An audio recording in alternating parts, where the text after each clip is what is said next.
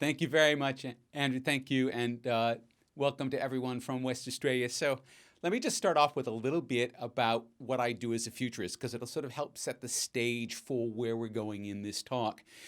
So I've been working as a futurist for about 15 years, and what I do is really try to give organizations the best guidance I can about where they need to place themselves in the future so that they're not blindsided by changes and so that they basically aren't tacking into the wind, but are in fact using the winds of change to accelerate their businesses. And the last business trip that I made before the pandemic basically shut down travel across the country was to Perth, to go work with Synergy, your electric company, specifically to help them envisage what the world would be like in 2035 for people who are using energy and how they can rethink themselves as an energy business. Now, at that point, at the beginning of March, the end of February, when I was there, it was really easy to take a look forward into 2035. And then the world changed. Now, 6 weeks ago, I gave a talk to CFOs in Melbourne. And 6 weeks ago, things were very quiet in Melbourne. There really wasn't a lot going on. There certainly hadn't been a second breakout yet. But I said to them, the most important number that all of us are going to need to look at and understand this year is the reproduction rate. The reproduction rate is going to rule our lives this year, and how true that turned out to be, because Melbourne's in lockdown. As of this morning, they all have to be wearing masks because their reproduction rate of the virus is out of control. Even here in Sydney, we're keeping a very, very nervous eye on that number because we really don't know where we sit. Are we in the foothills of a second outbreak? Have we managed to clamp down on it? We don't know. We do know that we're all looking very enviously at UNWA because UNWA have kept your reproduction rate very nearly at zero, which is an incredible accomplishment. And it gives you something that we really don't have here on the East Coast, which is a forward planning horizon. Because the reproduction rate, as it rises, it's as if the horizon is rising in front of you. And as that reproduction rate rises, that horizon disappears, and eventually it becomes a brick wall that you smash into, and you have to go into lockdown. All of the economic activity stops, all interpersonal activity stops, and it's a reset, and you start again. All of Australia's been through one of those. Victoria's now through two of these. And so we have to recognize the reality of that brick wall as one of the things that's keeping us from being able to forecast really far into the future. At this point in time, particularly in WA, you have a clear view through to the end of the financial year, so next June. Over here, less so. In Melbourne, it's really, they're taking it more or less week to week. Here in Sydney, we probably have it a month if we keep our reproduction rate under control. But what that's meant is that the country and the world are at a series of crossroads. And what I want to do is I want to take a look at three crossroads that all of us find ourselves at. Nationally, as businesses, and as individuals. Each of these will touch on your role as a CFO. One of the first things to note about this is that all of a sudden, this was reported in the AFR yesterday, Perth Airport is now the busiest airport in Australia. This tells you exactly how much the reproduction rate is ruling our lives, how much it's shaping the way the nation is formed.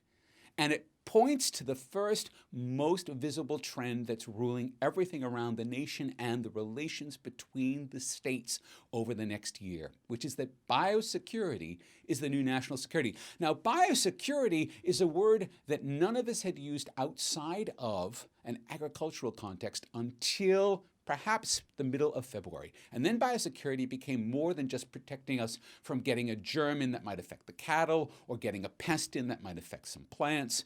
And in those cases, if that happened, then a biosecurity violation might cost the country $100 million to eradicate the pests that had come into the country. But now what we're looking at is that if the virus gets in and wreaks uncontrolled havoc, as it kind of already has, that you're not looking at economic damage in hundreds of millions of dollars. You're now looking at an economic bill by the time the pandemic is over in the relationship of trillions of dollars. So that this is now an existential threat to the nation. And that means that biosecurity is now front and center, the concentrated effort of every state government and all the national governments, that we're all focusing on this emphasis of biosecurity. So biosecurity is now the new national security. What this means in a practical sense is that borders have gone up everywhere. Borders have gone up around the nation. Borders have also gone up between the states. It's impossible for me to come and fly to you right now. I think, well, I suppose if I did, if I was willing to self-isolate in a hotel room for 2 weeks. But otherwise, I can't come and cross the border. Right now, Victorians really can't go anywhere at all. I can go to Queensland if I want. I can't go to South Australia because I'm a Sydney-sider.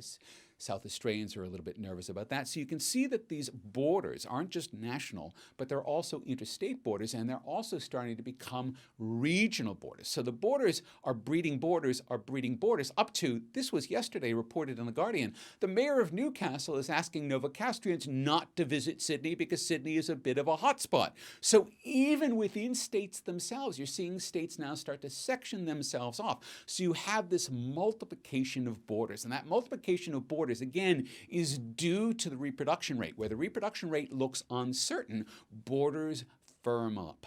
And that's just the way it's going to be until further notice.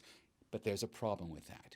When you enclose yourself in a border, you basically seal yourself off economically from the rest of the country or even from the rest of the state. And when you seal yourself in, there's a fixed amount of economic air in the bubble. And you're breathing that air, and all of the time you're breathing that air, you're wondering if you're going to run out of air in that bubble. So, what do you need to do? You constantly need to figure out ways to grow the bubble. How do you grow the bubble safely? Well, first thing we need to do is open up the bubble between the states, although honestly, we probably need to open up the bubble between Sydney and Newcastle first and get that going, and then open up the bubbles between the states. New South Wales and Queensland are learning how to do this. It's rough. There's a lot of tension across that border, but we are learning how to do this. As the other states open up, we will learn more about how to keep those borders safe and yet at the same time open. And then we'll be doing it with New Zealand, which effectively, like Western Australia, has eliminated any presence of the virus. And as we do this, we will be learning more about how to grow the amount of economic air that we're all breathing. And this will become a consistent focus. So just as biosecurity is a focus this year for businesses and for states and for national governments, growing that bubble safely is going to be the other focus. And really, over the next year, what we're going to see is this constant desire to peel back the bubble wall with the awareness that on the other side of that wall, it might look clean, but there's actually virus there. So this is the tension and the dilemma that frames almost all activities over the next 12 months. All right.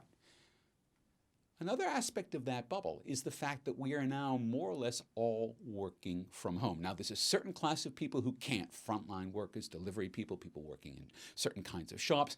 They have had to work all the way through this. But for many kinds of workers, people were sent home in March and really haven't been sent back. And there's two classes of work beyond any others that feature and work very well as remote working.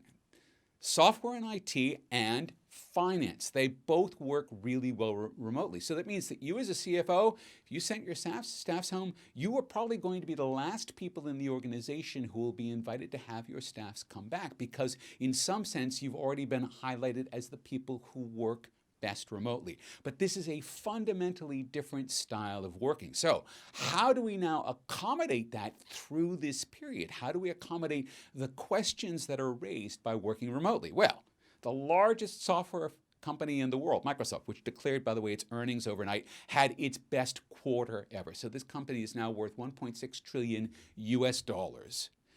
They have sent their staffs home at the beginning of March because Washington State, where they're located, was the first state to lock down in the pandemic. And they've started to learn from that lockdown. How do we work effectively as both people in the business and as managers in that business during a lockdown? They had three key findings. The first key finding is not going to surprise anyone. Particularly when you move online, shorter meetings are better. I think every single person understands that a shorter meeting is better than a longer meeting. Well, a 30-minute meeting turns out to be exactly the right length when everyone is dialing in, whether they're on a Zoom or on a Teams or whatever other form of communication they're on. People really don't want to have to be on that call longer than 30 minutes. And so this is now forcing the whole idea of the meeting to be much more focused and much more efficient. And that's probably going to be one of the things that we will follow out of the pandemic from. And I don't think anyone's really going to mind that. I think everyone's going to be overjoyed. Oh my goodness, we have shorter meetings now. All right, so that's the first major finding. Second, When you send people home, their time becomes a lot more fungible. And they could actually see this directly by the messaging activity and the work activity that was happening on screens with workers. There's normally a dip around lunchtime. Most of that dip has gone away now. And also, people are just starting work maybe not a little earlier, but they're certainly working a little later in the day. And so this whole idea of a clear boundary between work time and non-work time, that is really part of the work-life balance. The longer that we work from home, the blurrier that boundary gets. And that presents a real danger because it means that employees, if they start to lose that balance, will start to think that work from home means work from anywhere, means work all of the time. And they'll start to work more and more and more. And they'll work themselves effectively into burnout because all of their time will be unbounded around the idea of working.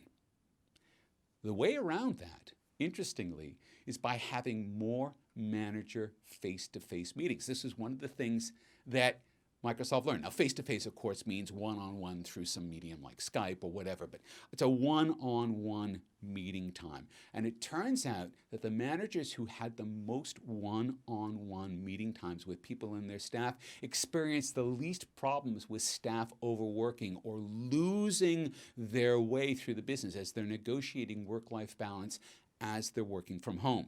Now, that means that the CFO has an additional responsibility beyond the management of the financial status of the business, beyond just making sure that the staff is doing what they're supposed to be doing and achieving the business goals. They're actually now needing to spend more time one-on-one with all of their reports, helping them keep on course and keep balanced around work-life balance. So it's clear that this can work, and in general we've seen a sort of 10 to 15% performance improvement in work from home, at least in the short term, but it requires a steady and encouraging hand from management to keep employees on track when they're working from home. All right.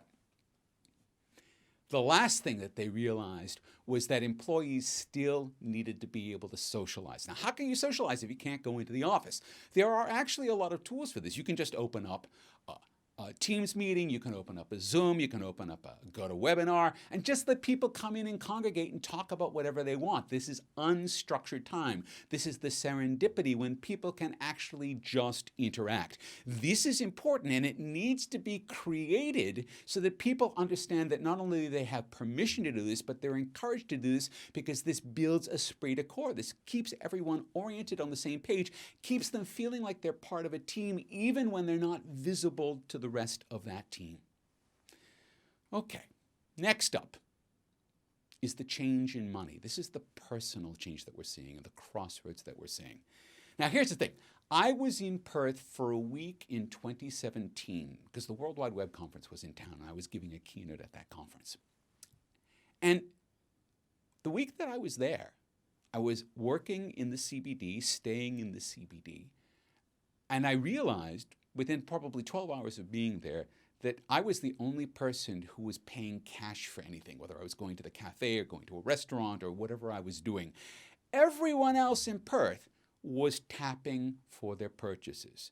So Perth CBD had gone to digital payments before anywhere else in Australia. In fact, from Sydney, I felt like a bit of a caveman wandering around Perth watching everyone tap. And I could tap. I had a credit card that could allow me to tap, but I didn't because I simply wasn't in the habit of it because there was really no reason in Sydney to be in the habit of it. By the time I left Perth that week, I was definitely in the habit of it. And it reminded me of my trip to Shanghai a year before where I saw everyone paying for everything using Alipay and WePay. And I remember being in a line in a supermarket in Shanghai and being the only person in that line who was using cash. So Perth got there first. WA got there first in terms of the transition to digital payments. That transition has been underway for years. It has been picking up speed. And as far as the RBA could see, last year, Australia was well on its way to being cashless. And then the pandemic came.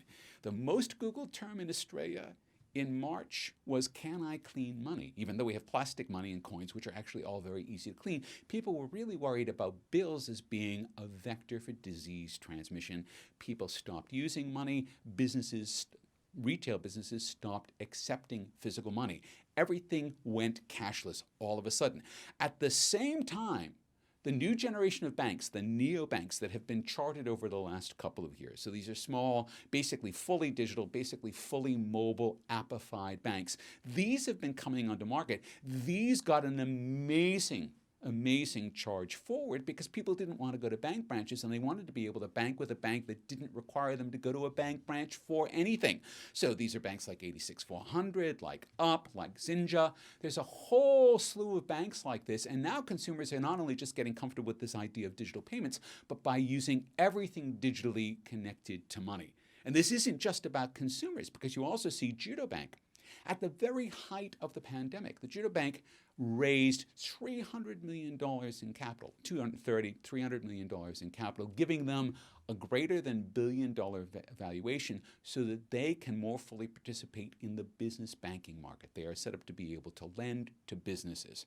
And business banking is not one of those areas where we had thought that the new banks, the challenger banks, would be able to come in, because so much of that is based on personal relationships between a company and a bank officer. Well, that's exactly where Judo is going. That's exactly what they're spending money on to build. So now you have this idea that there are going to be fully digital banks that will offer the same level of business services as the Big Four. This is a big change, and again, that big change has also been accelerated by the pandemic, because it's just as easy to do business with a digital bank now as it is to do business with the Big Four. What that means in the long term for both consumers and businesses is that as we get progressively more digitized, as we come on with more and more digital services, people will be more used to this idea that their money is not sitting in a bank account doing nothing, but that their digital bank is basically a service provider that is figuring out for them how they can use their money most effectively moment to moment. This is something that a CFO has always done. CFO figures out which accounts are going to be doing what, which kinds of savings, which kind of spending, all of these things. Individuals will have the same kinds of opportunities open to them. Already with the challenger banks, I have a number of different opportunities. It's very easy for me to move money from one account to another for different kinds of projects. The depth of those kinds of opportunities and the tools for those kinds of opportunities will become progressively deeper, not just for individuals, but also for businesses. And this is going to be really important, because one of the biggest jobs that the whole nation is going to have to work on over the next couple of years is growing the number of jobs that are available, because we've lost how many? At least 1 million jobs through the pandemic. And those jobs will not be coming back, at least in the same way. So businesses are going to have to be able to grow. They're going to have to be able to hire staff. They're going to have access to capital more quickly than they have before. Yes, with the same safeguards, but digital mechanisms may in fact provide exactly those kinds of tools that businesses will need to have ready access to capital when they need it to power their growth, to bring Australians back into work. And that's the next crossroad that we're sitting at. So we have 3 crossroads. We have the national crossroad around the borders and how we're going to deal with those borders. We have the organizational crossroad about what it means to work from home and how you can stay sane doing that. And then you have the individual crossroad about how we will be using money as we enter a fully digital world in the post-pandemic era. Okay, one more thing we need to talk about before I finish up. The country is currently operating on what we can only call a 3-speed economy. In WA, you've got the Lamborghini. You can go as fast as you want. You really don't have to worry about anything. Over here in New South Wales, we've got the Yaris. It's dependable. It's not sexy. It'll get you where you're going. And it's safe. So people are happy about that. But it's not glamorous, and it's not speeding along. But in Victoria, right now, they've got the tricycle. They're going a lot slower. And so what we actually have is, even within the country, we have 3 speeds of economies. We have WA, which is charging on at full speed. We have New South Wales, which is not, because it can't, because it doesn't really have clear view into the future. And then you have Victoria, which doesn't have much of a future at all right now until they get the pandemic under control. And all of this means that trying to integrate across this, trying to work across this, means there's going to be a lot of situations where the speeds simply don't match, where gears are going to grind. And that's not just true in the country, that's also going to be true across countries and around the world until there is a vaccine. Different parts of the world will be operating at different speeds day to day, week to week, month to month, and it won't always be possible to know in advance what speed someone's going to be working at the time you need to work with them. And that's going to give the rest of the financial year a quality very similar to the last 4 or 5 months that we've experienced. Remember, it was only 6 months ago today that Wuhan was locked down in China to prevent the spread of the virus. In 6 months, the world has experienced nothing but loops and dips on the biggest financial roller coaster, the biggest interpersonal roller coaster, the biggest event roller coaster that any of us have ever experienced. We have to be prepared for that. And the way to be prepared for that is to know that you can be flexible and respond flexibly to change. So that's the most important thing for your organizations, is to be prepared, to be in a position where you can't be knocked off balance even though you're charging ahead, but also be prepared while you're charging ahead to be running into things that are moving a lot slower than you, because the future is about flexibility and balance. If you get those right, you've got a good chance to succeed. Thank you.